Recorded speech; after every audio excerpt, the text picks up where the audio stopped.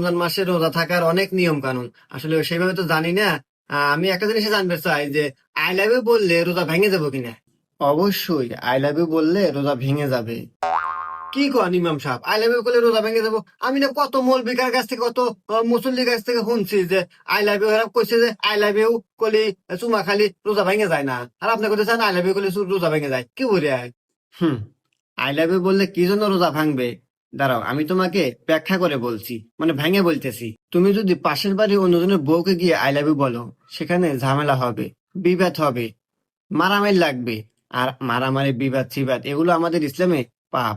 আর পাপ হলেই রোজা ভেঙে যাবে। আর তুমি যদি তোমার নিজের বউকে আই লাভ ইউ কও, তুমি এত বড় যে একটা মিথ্যা কথা বলবে, আর এই মিথ্যা কথা বলা আমাদের ইসলামে পাপ। আর পাপ হলেই রোজা ভেঙে যাবে।